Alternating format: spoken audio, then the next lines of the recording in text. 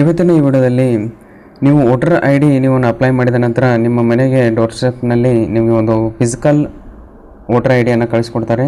ಆ voter I D ನಿಮಗೆ ನೋಡಲಿಕ್ಕೆ ಯಾವ ರೀತಿಯಾಗಿರುತ್ತೆ, ಯಾವ ರೀತಿಯಾಗಿ ನೋಡೋಕ್ಕೆ ಏನೇನು ಫೀಚರ್ಸ್ ಇರುತ್ತೆ ಎಲ್ಲವನ್ನು ಸಂಪೂರ್ಣ ಮಾಹಿತಿ ಈ ವಿಡಿಯೋದಲ್ಲಿ ತಿಳಿಸ್ಕೊಡ್ತೇನೆ.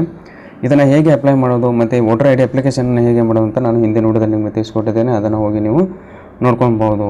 ಈಗ ಬ್ಯಾಕ್ ಸೈಡ್ನಲ್ಲಿ ನೀವು ನೋಡಬೇಕಂದ್ರೆ ಏನು ಯಾವ ರೀತಿಯಾಗಿರುತ್ತೆ ಅಂದರೆ ಇಲ್ಲಿ ಏನೋ ಫೀಚರ್ಸ್ ಇರೋದಿಲ್ಲ. ಎಲ್ಲರೂ ಈ ನೀವು ಅಡ್ರೆಸ್ಸಿನ ಒಂದು ಯಾಕೆ ಡೆಲಿವರ್ ಆಗಲಿಲ್ಲ, ಏಕೆ ಎಲ್ಲವೂ ಫೀಚರ್ಸ್ ಇರುತ್ತೆ. ಈಗ ಮೊದಲನೇದಾಗಿ ನಾವು ಓಪನ್ ಮಾಡಿದ ನಂತರ ನಿಮಗೆ ಈ ರೀತಿಯಾಗಿ ವೆಲ್ಕಮ್ ಲೆಟರ್ ಇರುತ್ತೆ. ಇಲ್ಲಿ ನಮ್ಮ ಪರ್ಸನಲ್ ಡೀಟೇಲ್ಸು, ನೇಮು, ಅಡ್ರೆಸ್ಸು ಎಲ್ಲವೂ ಇರುತ್ತೆ. ಮತ್ತು ಇಲ್ಲಿ ಕೆಳಗಡೆ ಇಲ್ಲಿ ನೋಡ್ಬೋದು ಒಂದು ವೆಲ್ಕಮ್ ವಿಶೇಷನ ಹೇಳಿರ್ತಾರೆ. ಎಲೆಕ್ಟ್ರಲ್ ಡಿಸ್ಟ್ರಿಕ್ಟ್ ಆಫೀಸ್ನಿಂದ ನಮ್ಮದು ಬೆಳಗಾಂ ಡಿಸ್ಟ್ರಿಕ್ಟ್ ಆಗಿರುತ್ತದೆ, ಅದಕ್ಕೆ ಬೆಳಗಾಂ ಅಂತ ಟೈಪ್ ಮಾಡಿದೆ. ನಿಮಗೆ ಕಾರ್ಡ್ ನೋಡೋಕ್ಕೆ ಈ ರೀತಿಯಾಗಿರುತ್ತೆ. ನಾನು ಸೆಕ್ಯೂರಿಟಿ ಪರ್ಪಸ್ಗಾಗಿ ಕೆಲವೊಂದಿಷ್ಟು ಡೀಟೇಲ್ಸ್ಗಳನ್ನು ಹೈಡ್ ಮಾಡಿದ್ದೇನೆ. ಇನ್ನೊಂದು ಮೊದಲನೇದಾಗಿ ಇಲ್ಲಿ ನಿಮ್ಮೊಂದು ಬಾರ್ಕೋಡ್ ಇರ್ತಾಯಿತ್ತು, ಅದು ಹಿಂದ್ಗಡೆ ಸೈಡ್ ಮಾಡಿದ್ದಾರೆ.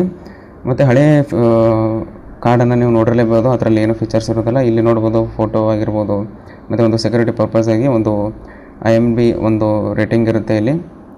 ಅದಾದ ನಂತರ ಇಲ್ಲಿ QR ಕೋಡ್ ಇರುತ್ತೆ ಹಿಂದ್ಗಡೆ. ಎಲೆಕ್ಟ್ರಲ್ ಆಫೀಸರ್ ಅನ್ನೋ ಒಂದು ಸಿಗ್ನೇಚರ್ ಕೂಡ ಎಲ್ಲವೂ ಸಂಪೂರ್ಣವಾಗಿ ಇಲ್ಲಿ ಇರುತ್ತೆ ಅಂತಲೇ ಹೇಳ್ಬೋದು. ಈ ವಿಡಿಯೋದಲ್ಲಿ ಇಷ್ಟೇ. ಇದೇ ರೀತಿಯಾದ ಬ್ಯಾಂಕಿಂಗ್ ಮತ್ತು ಫೈನಾನ್ಷಿಯಲ್ ರಿಲೇಟೆಡ್ ವೀಡಿಯೋಸ್ಗಳಿಗಾಗಿ ನೀವು ನಮ್ಮ ಚಾನಲ್ ಸಬ್ಸ್ಕ್ರೈಬ್ ಮಾಡ್ಕೊಂಡಿದ್ರೆ ಸಬ್ಸ್ಕ್ರೈಬ್ ಮಾಡ್ಕೋಬೋದು.